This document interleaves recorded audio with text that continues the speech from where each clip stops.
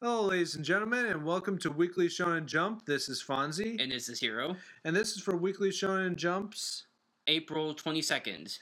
of 2013. And we're starting off strong with Dragon Ball Z. Childhood trauma. Stripping. Or we could go that route. Gohan now finds out that his son is dead, and Piccolo's being an asshole. Nah, seriously, being an asshole. Wait, didn't you say that wrong? Gohan? Yeah, you said Gohan's son is dead. Whoops, Gohan's dad is dead. Goku is dead.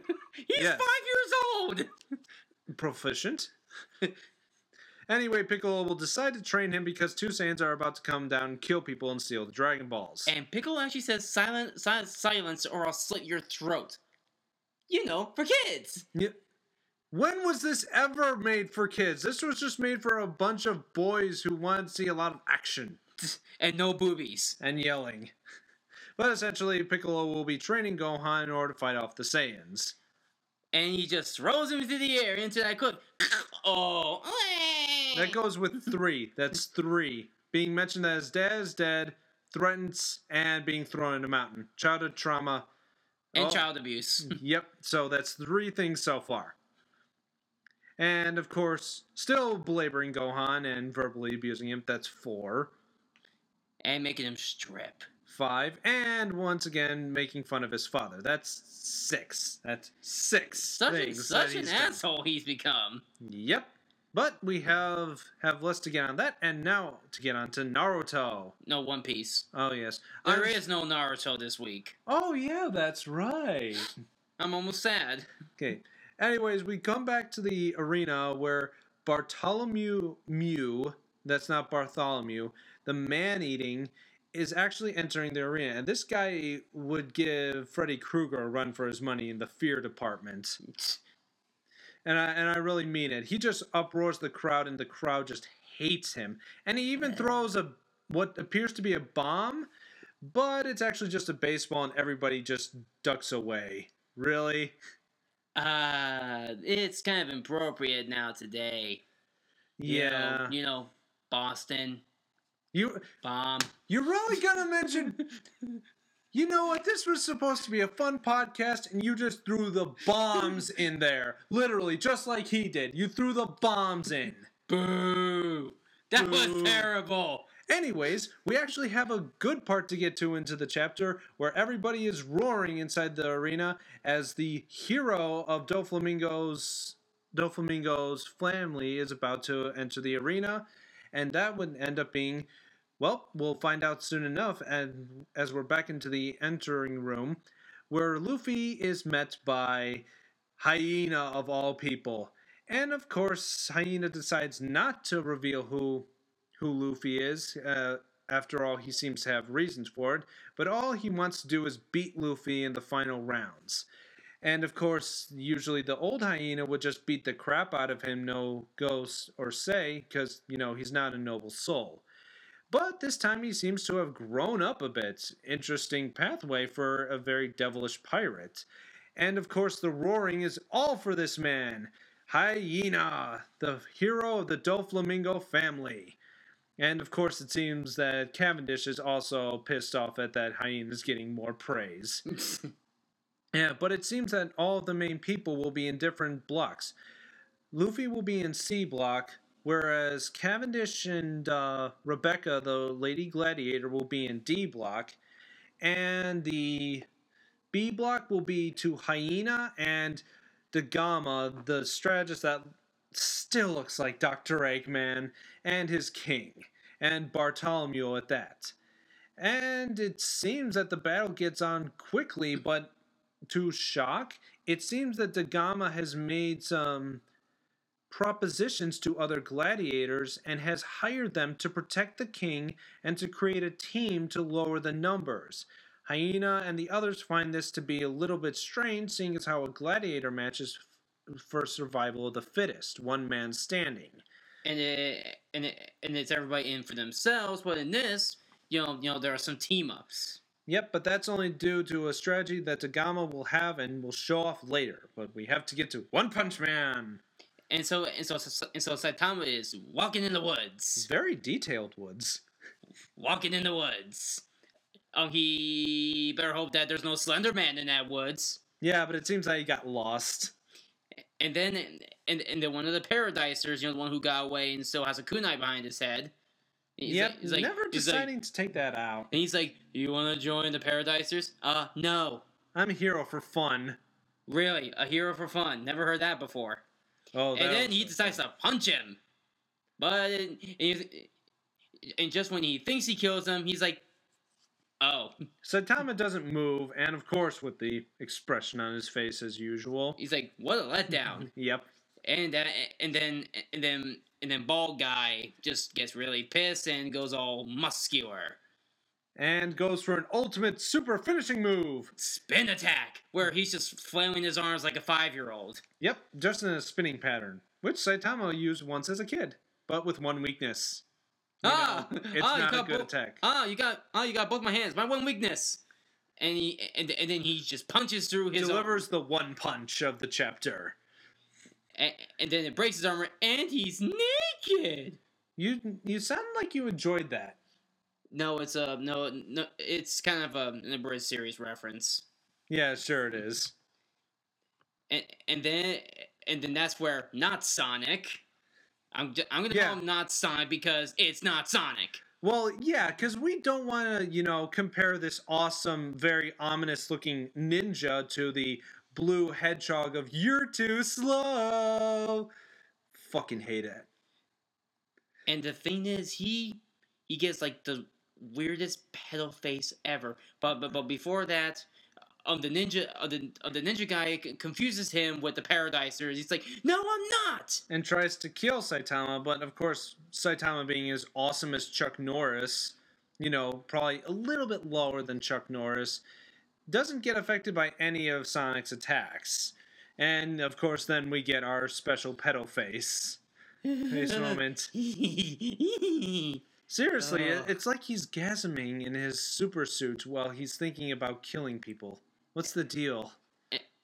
And then the last of the Paradisers gets killed off by a one-eyed robot and robot with tiny arms, which I think is supposed to be a reference to something. Yep, but he's not dead yet, and of course the fact is his skull's so thick. And he's crying. Because now he's deciding to get a job. Get a job, you hippies! Get a job, you bum! And get that kunai off your head! Okay, well, with the kunai successfully off his head and off our heads, we now get into Bleach. Where Matsumoto, which I'm gonna call her the big boobied one, because that's really all she is, just a big boobied one. Yeah, comes in and asks to have some paperwork done by the captain. However, to find a note that literally says, and I'm saying this one just because it's funny as hell, to Rangiku, going to the world of the living. Tell the Captain General, whatever. You have to tell him, in exclamation. I love this guy more and more each chapter. And of course, we then go to a cutaway to the Ishida house, where and then the aunt finds out. Dum dum dum. Yep, but Misaki really doesn't seem to care about that because she's about to collapse. So apparently her cousin had found out that one of the maids, has kind of Tattletale! By the way, I gotta say for the maid, she has a striking hairstyle to that of Bayonetta. Meh, I don't know. I don't know. Black-haired women in that kind of thing, that gets you off. And of course, she says that it was all into making all in good because she cares about the future of the Quincy's as well. And of course, Misaki being spared the it's okay. punishment. It's okay, I'll be bleh. Yep, she falls unconscious, and what do we find? A hollow mark. Yep, this is probably due to the bite mark that she was given at the fight with the Black Hollow that seemed to have given the delayed reaction. Ryu picks her up and then heads out to go and find a way of how to save her. However, he doesn't know of anything and only simply just runs away. And we also found out that the aunt has some sort of mark on her leg. What could this mean? Ask me what it means! Well, we'll see because, she's the direct birth line to Uryu. But the hole seems to be getting bigger around Masaki, and of course, Ryu, still running in a panic, doesn't seem to notice that a hollow has just about gotten into their range. However, the hollow is dealt easily by Isin. Of course, coming back. What's up? And of course, Isin then notices that Masaki is in trouble. Ryu tries to blame him on everything once again, even though that he tried to help. However, Ryu wants to try to get to Misaki as quick as possible, but still seems to be bitching at Isin the entire time. However, not Uryu Ishida, he wouldn't show up at this point. Kisuke Urahara shows up and tells them that he's the one who can help them. We go to black. Come with me if you want her to live. Aha. And now we get to Nisekui, which I forget her name, but she's like the girly rich girl. We're supposed to call her the sick girl, who actually has a part-time job in a restaurant. And they're like, huh? So she actually works at the restaurant, and so they decided to go to a restaurant because they didn't know at the time what restaurant it was, and they just happened to get to the exact place where she works. I'm not gonna call it a restaurant because I'm thinking it's just a regular diner or something. Maid cafe. It's like that popular thing in Japan, I guess. But the thing is, she's a fuck up. Yep. You broke another dish. How many do you plan on dropping? And yes, I do plan to use that voice, for the manager because he does look a little feminine. Well, dude, he's wearing lipstick and stubble and sideburns that go up. So yeah, she's a total fuck up, and he tells her to don't forget to tell her what the dish it is. Thank you for waiting, sir. Here's your dirt cheap meat. Ah! Well, that's a thing.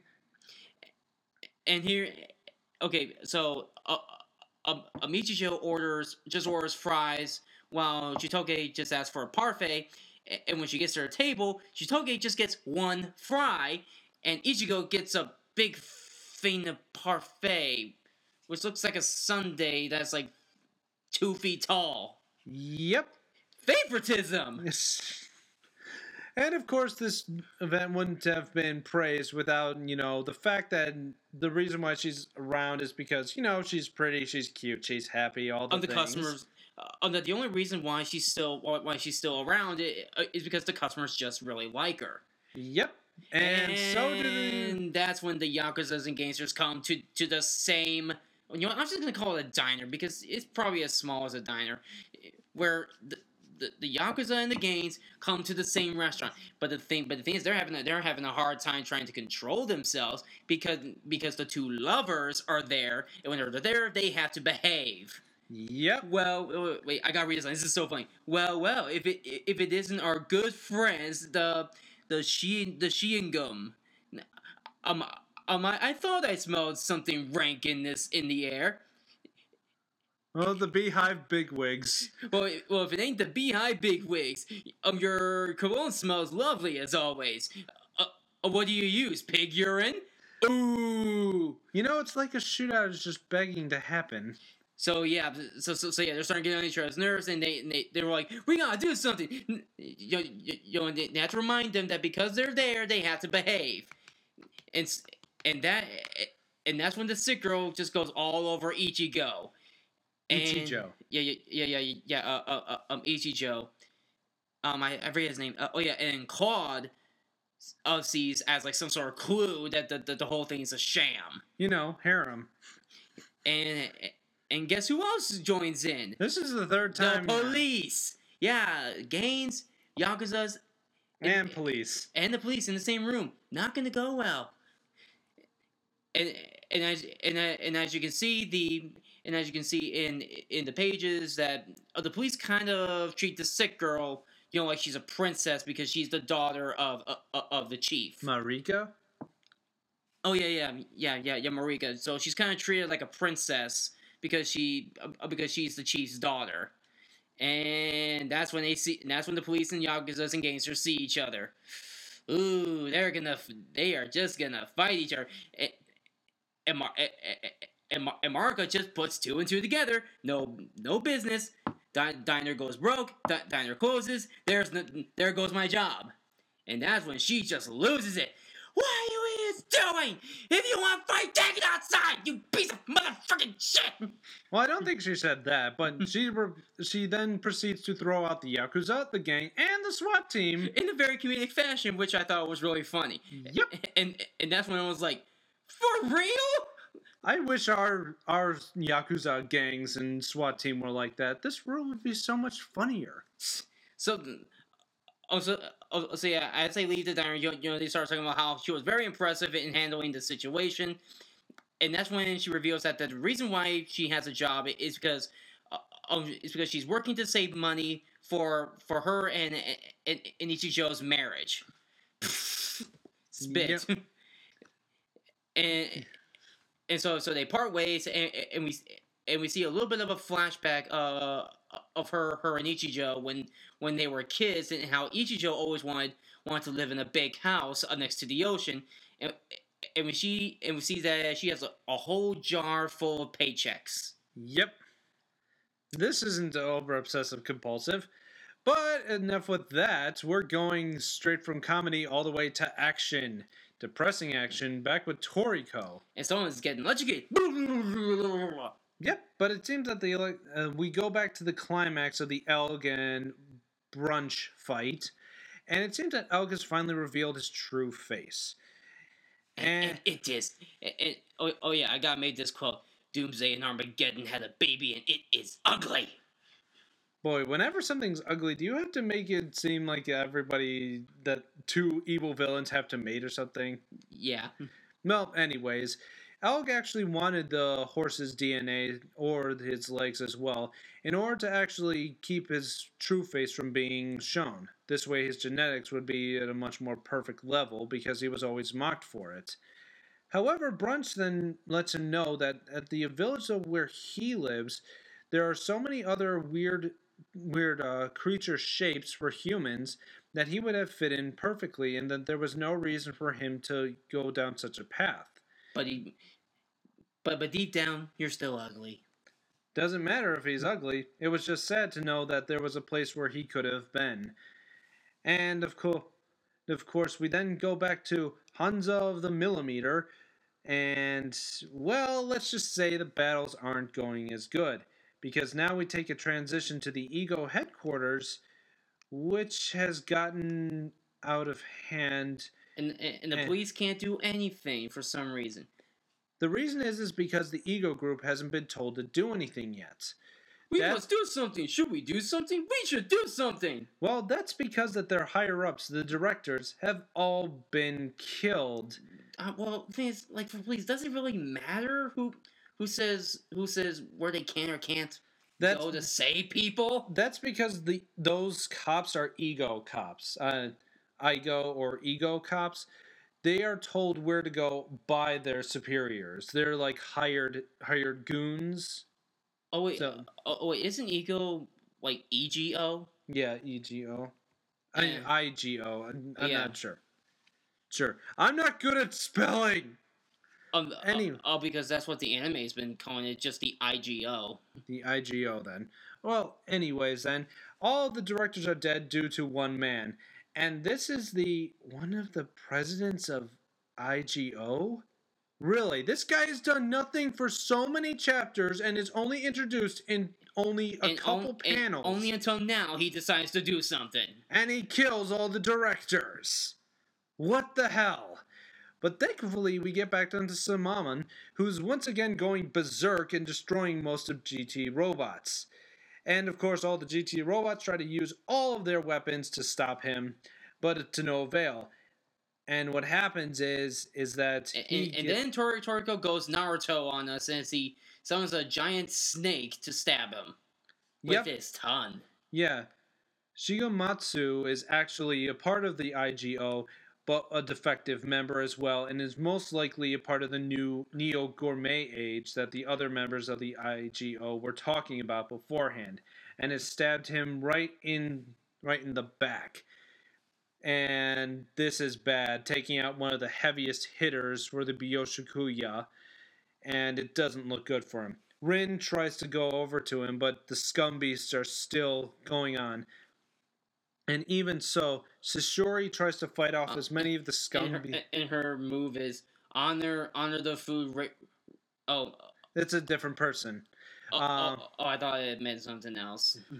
No, she tries to fight off most of the scum beasts with as much food on her as possible, but it seems like to no avail because now thousands and dozens of more scum beasts are raining down from the sky. However, in the midst of all this despair, I don't know if they just die or fall asleep. Nope, they're dead. Why? Because a certain figure comes forward, and this figure seems to be called the Death Sound. And this figure looks to be a little familiar. A veiny, large-mouthed monster with small eyes. And with a cloak, with a Grim Reaper's cloak and a death scythe. And who should be the one responsible for that? Zebra! Zebra's done charging up and ready to fight. This is about to get bloody. I want to see some extinctions in this next chapter. But to contain my excitement, we need to go back straight to World Trigger. Oh, that's still your thing. World Trigger, okay, fine. Because I have not read it. Good lord, you are lazy. Yes, I am. Well, it seems that Shin of the group, I guess, is actually just as mellow as Yuma is, using the same, I don't know, and his eye cover. And his troll face is like bunch of Brock dash eyes and the blank smile. Yeah, well, it seems that Jin is actually taking Osamu under his wing in order to actually complete the mission of finding out where the random neighbor holes are coming from. So Osamu goes back and talks back to Yuma about the situation going on. And knowing that Jin is going to be with him the entire time, Yuma shouldn't tag along. Even his little communicator thing is doing his troll face. Well, I guess that's the popular meme nowadays. Anyways, we switch back to the next day, where Yosuke of the A rank that was there to another member of Border, who was also a student at the school that Osamu goes to, is also waiting there because both them and the one who is supposed to be reporting back to Masamune are there to meet Jin. And of course, the first thing that they need to do is go back to the sites where, against all logic, Yuma is there. Because fairies. Yep, and of course, Jin acknowledges Yuma, and you're puny. Yep, in that form. And of course, it seems that Jin, just by touching Yuma's head, seems to know that he's a neighbor. And so it seems that Jin won't be telling Masamune this because I guess Jin probably knows about the human form neighbors for a long time. And so Yuma actually helps them out by capturing a neighbor that seems to be in a form called a Tryon soldier, which seems to be a smaller version of all the other neighbors that actually helps amplify the signals for neighbor doors to open. So in short, these things are the ones that cause them by taking all the Tryon from anybody around the area and then focusing it in one place. So in short, it's a giant sponge to make doors open. And of course, with this information, Jin contacts the HQ, and HQ then sends out a BP, border patrol. Sends that message out, and then all of Border is then hunting down the Tryon soldiers. And of course, with her expression, which is still fun to see. And of course, all the Tryon soldiers are defeated. And of course, Yuma seems to be a tad impressed with the amount of Tryon soldiers defeated in such a short time. But are they all defeated? Well, we'll see about that later. And of course, then later on, it seems that Jin wants to actually promote Osamu to B rank. And really, gives a really silly explanation of why he should be a B rank now. But because then he goes into this flashback sort of thing, and this is where it starts to get a little fuzzy, because it seems that Osamu has another reason for going into Border. However, then we cut away to the last panel of the chapter, which cuts away to a little girl and with black bomb hair, and that's just it. How much you want to bet that's his sister? I'm gonna be betting that that's a neighbor. I don't know. Okay. Well, anyways, with that, we of course are going to once again skip through Cross Manage, which kind of ironically seems the same way as Ice Shield 21 did it. And I'm not going to go off on that. I didn't even read Zexel because I didn't even know it was there. However, I read Zexel, and boy, I'm going to talk about this chapter. Anyways, they're talking about how to gather the number cards in their universe, completely non-canon. Canon with the original series. Well, the thing is with this manga, this is supposed to be like how the story is actually supposed to go, because the anime and the manga series are very different. It's always been like that since GX, where the manga is going to be different from the anime. Yeah, but the animes usually run longer than the mangas. Well, but it seems that now we have a little bit of competition to go through, not only with Shark, but I guess Shark's booty call. Nice. Nice. Booty call. Along with Kaito and that guy from a previous chapter. Yep, it seems like an evil villainish type who seems to be right next to the mad scientist who makes Albert Einstein look like a retarded monkey. But then we head to Shark, who's dueling in probably the most inconspicuous area I could think of, and summons, yes, Shark Bahamut! Ha ha ha ha! Favorite card, yes! And then uses the special ability to summon another shark-based monster. Don't care about that one. But anyways, defeats the unknown opponent, which seems to resemble that of the one that Kite defeated in order to save Yuma's friend. And of course, once again, the auspicious booty call talks to Shark about how that opponent was too weak and that there's something strange going on in the town. Well, no shit. But anyways, it seems that Kite goes back to his, I guess, lair and talks to a robot. He's Batman! Oh, wow. Really? Well, it seems that what, I guess, he wants to do is to open up a door to the astral world. Okay, whatever. But anyways, back to school, and once again... Short skirts! Yep, whatever. But of course, literally, a little bird told him that a duel is going on, and I'm not kidding. It cuts away to a bird flying as if, oh wait, a duel's going on. Ugh. And it seems to be a duel with who? Kaito and Shark. Flying above the sea. Because Yu-Gi-Oh! Yeah. And of course, this is the first time I'm seeing the Galaxy Eyes Photon Dragon get its ass handed to itself. Literally, by using the plot device card, the Photon Dragon is actually destroyed and is no longer able to be summoned. And with a little bit of, at the end of the chapter, more advertising for cards and for the Naruto. Buy cards now! Yep, but it seems that for the next installment of Weekly Shonen Jump, there's going to be a fan art contest, which we will not cover. And Naruto's coming back next week. Yay! On to the battle! Now, Andrew, would you like to state what we didn't get this week? We didn't get Fairy Tail! Yes, no more awesomeness from Natsu! Yes, unfortunately, folks, it seems that the chapter did not come out, and so we will have to skip our Fairy Tail segment for this week. But we hope for you to actually tune in next time for the climactic battle that will be Natsu versus the Seven Dragons. Which should be awesome! So this has been Fonzie. And this is Hiro. And we're signing off.